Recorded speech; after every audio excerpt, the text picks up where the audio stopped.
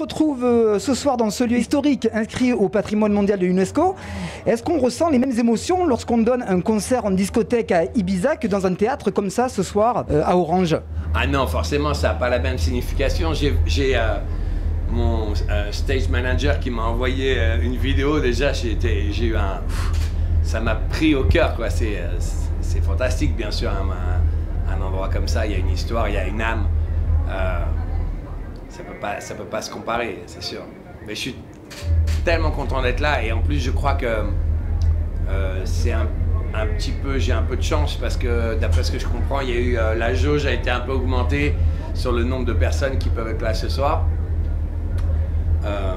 Donc je crois que ça va être une des plus grosses fêtes de l'été en fait finalement en France. Donc c'est super, ça me fait plaisir. Ben, en fait, la réalité c'est qu'on n'a pas énormément d'options en Europe. Moi j'ai eu un peu un choc parce que je suis arrivé des États-Unis, tout était enfin, la vie était complètement normale en fait. Et moi, j'ai une résidence à Vegas et à Miami. Et puis, quand je suis arrivé en Angleterre, parce que mes enfants grandissent en Angleterre, j'ai eu un peu déjà, c'était un peu bizarre comme impression. Et puis alors, j'ai appelé Ushuaïa, où je travaille à Ibiza. Et vraiment, j'ai halluciné. Il y avait un tel décalage entre les États-Unis et l'Europe. J'espère qu'on va s'en sortir parce que là, la réalité, pour répondre à ta question, c'est que il n'y a pas beaucoup d'événements en fait en Europe. C'est pas juste la France, hein, c'est toute l'Europe. La plupart des événements qui étaient déjà prévus pour moi ont été annulés. Donc moi j'espère juste que les gens vont se vacciner, quoi, comme je dis depuis le début. En fait, j'arrive pas à comprendre moi, le concept des gens qui veulent pas se vacciner parce qu'on fait partie d'une société, on n'est pas juste des individus. Donc c'est un peu... Je comprends l'idée de la liberté de faire que chacun fasse ce qu'ils ont envie de faire et je respecte ça, mais en même temps je ne voudrais pas non plus qu'il y ait des gens qui, au nom de leur liberté, imposent à l'ensemble de la nation des choses dont on n'a pas envie, comme de ne pas pouvoir avoir un événement comme ce soir. Et c'est pas juste pour ramener ça à moi, c'est pour toutes les activités et tout, et quand même un énorme pan de l'économie. Et vraiment, je vous dis, moi, j'arrivais de Floride où les gens portent plus de masques, tous les restaurants sont ouverts, tous les clubs sont ouverts, Vegas, les casinos ouverts, à full capacité, tout ça. Et je dis, mais qu'est-ce qui se passe? Alors, après, il faut continuer à être super prudent et tout ça, mais bon, j'avoue que je suis un peu surpris par ce débat en fait. Et voilà. Et moi, je parle jamais de politique du tout, de toute ma carrière, j'ai jamais parlé de politique, mais là, je trouve que il y a quand même un enjeu un peu pour tout le monde important. C'est vrai que j'ai profité un peu cette période de Covid pour faire beaucoup plus de musique, parce que comme la vie en tournée, c'est quand même assez crevant, donc des fois, je suis trop fatigué pour faire de la musique, alors que là, je fais de la musique tous les jours, c'est pour ça que j'ai eu des sorties presque toutes les semaines. Mais chaque fois que je fais de la musique, en fait, je pense au moment où je vais le jouer sur scène. Donc, ma motivation, c'est quand même avant tout le DJing. Je sais même pas si...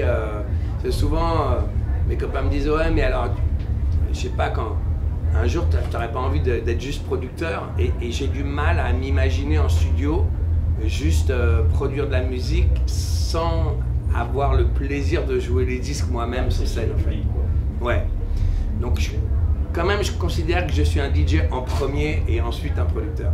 En fait, mon métier de producteur, je le fais au service de mon métier de DJ. Alors en réalité, je sais pas exactement ce que je fais jouer ce soir. Ouais. Parce que c'est un petit peu particulier. je pense que comme il n'y a pas eu beaucoup d'événements, justement, il va y avoir peut-être des gens de tout âge, aussi bien des super jeunes que des plus âgés, que des fans de ma première époque. Donc, je ne suis pas hyper sûr de ce que je vais jouer. Parce que là, j'ai un son qui s'appelle Future Rave avec mon ami Morten. Et c'est un petit peu plus festival, underground et tout ça. Mais en même temps, j'ai un peu le sentiment qu'à la sortie, je ne vais pas dire à la sortie du Covid parce qu'on n'en est pas encore sorti malheureusement, mais après tout ce temps qui a été quand même très dur pour tout le monde, c'est pas impossible que je me lâche et qu'on fasse juste un truc très festif, quoi. Ah bah moi c'est normal, pour moi c'est pas... au contraire, c'est là où je suis le plus lâché sans doute. C'est quand je fais ça, c'est complètement naturel pour moi d'être sur scène. Puis ça fait... c'est marrant parce que j'ai vu une vidéo de Just a Little More Love, la première fois que j'ai fait Just a Little More Love au bain. Et c'est il y a exactement 20 ans. Donc en fait, ça fait 20 ans que je suis sur la route. Ça fait beaucoup plus de temps que je suis DJ, mais ça fait 20 ans que j'ai du succès en tant que producteur et que je fais des tournées. Donc oui, c'est devenu un peu une deuxième nature, quoi. Mais peut-être même ma première nature, que d'être sur scène. Non mais c'est vrai. Écoute, j'ai fait beaucoup de sport avant. Et là, je vais te dire en plus, cette année, j'ai pas fait beaucoup de sport. Hein. Je vais pas mentir à dire que je m'entraîne comme un malade. Je me suis pas vraiment entraîné. Je crois que j'ai un métabolisme quand même assez haut. En fait, ce qui se passe, c'est que si je m'entraîne pas, je rétrécis en fait. Mais en photo, ça se voit pas en fait. Tu vois juste la définition en fait. Et donc en fait, le truc c'est ça, c'est que j'essaie de manger sainement en fait. Et donc après, ben, quand je fais de la muscu, je suis plus balèze. Et quand j'en fais pas, je suis plus fin. Mais par contre, la définition, elle reste parce que j'ai une bonne alimentation. Tu as dit aussi que tu ne buvais pas aussi. Ouais, je bois pas d'alcool, je mange pas beaucoup de sucre. Ça aide aussi. Voilà. Ouais, ah, c'est sûr, c'est sûr. Ben écoute, ça dépend parce que je fais plusieurs trucs en même temps. C'est vrai que j'ai fait Jack Back, après j'ai passé tout un an sur ce projet Future Rave avec Morten, qui a beaucoup de succès dans le milieu DJ, dans le milieu de l'EDM en particulier. Parce que c'était peut-être aussi un son l'EDM était un petit peu à bout de souffle, je crois, et il y avait besoin d'un renouveau, et puis bon, il y a beaucoup d'enthousiasme autour de ce nouveau style. C'est en train de devenir vraiment un mouvement. Ben, c'était, encore une fois, c'était dicté juste par... moi, j'en avais marre d'être dans ce... En fait, j'étais dans un dilemme en tant que DJ, où soit je jouais des trucs très underground, mais comme je joue généralement dans des festivals avec... vraiment beaucoup de monde, des 50 000 personnes, c'est pas vraiment fait pour ça parce que c'est de la musique qui est faite pour les clubs et donc c'est pas très efficace. Donc, alors t'es cool mais t'es pas efficace, ou alors tu jouais EDM et ça faisait un peu un son ringard il y a 5 ans et en même temps ça marchait. Et donc encore une fois, c'est mon métier de DJ qui a dicté mon métier de producteur, et je dis il faut que j'arrive à répondre, et c'est parti d'une conversation en fait que j'ai eue avec Morten et qui disait la même chose, et on se disait mais il faut qu'on arrive à trouver, on aime bien la techno tous les deux, alors on a pris une certaine inspiration de trucs plus techno, et après dans les DJ que j'aime, ben, j'ai appris qu'ils passaient la semaine prochaine à Tale of Us, j'adore Tale of Us, qui sont plus mélodiques techno, donc eux c'est des DJ que j'aime beaucoup, et on s'aime beaucoup d'ailleurs, aussi amicalement.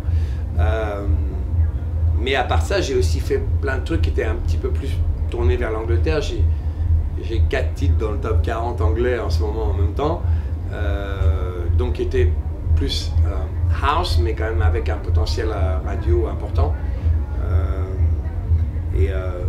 Et là, en fait, cet été, j'ai réécrit beaucoup de titres carrément pop. Donc en fait, je fais par cycle. Et une fois que j'aurai produit tous ces titres pop, je referai des trucs house underground pour Jack Back. Donc en fait, j'aime bien pour... Moi, je pars du principe que tant que je m'amuse, les gens vont s'amuser en écoutant ma musique. Et j'essaye de garder cette sincérité. Et c'est pour ça que je fais plusieurs projets à la fois, parce que en ne me répétant pas, ça permet toujours d'avoir un challenge et d'être excité moi-même. Voilà. Ton tout premier album fêtera ses 20 ans l'année prochaine. Lorsque tu jettes un coup d'œil sur ton impressionnante carrière, de quoi es-tu le plus fier aujourd'hui? Y a un peu la longévité, ouais, quand même. Parce que c'est vrai que il n'y a pas beaucoup en fait de DJ qui ont cette longévité et de producteurs encore moins. Mais un peu dans les DJ de ma génération qui restent à un haut niveau de succès, il y a un petit peu... C'est Carl Cox, c'est Tiesto et moi en fait. Et donc on n'est pas non plus super nombreux, et avec les milliers de stars qu'il y a eu, donc il y a plein d'autres gens qui sont... Mais je veux dire des gens qui arrivent à garder quand même, à être toujours au plus haut niveau. Donc oui, j'ai une certaine fierté par rapport à ça, effectivement. Et là,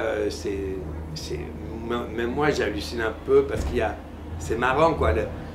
L'année dernière, j'étais élu numéro 1 DJ pour DJ Mag. 10 ans plus tard. Donc ça m'a fait plus plaisir, en fait, cette fois-ci encore que la première fois. Parce que je me dis, putain, c'est dingue. Parce que les gens qui votent, c'est des gamins. Et que les jeunes soient encore à voter pour moi. Parce que ça veut dire que je suis venu encore avec un nouveau son qui les a inspirés.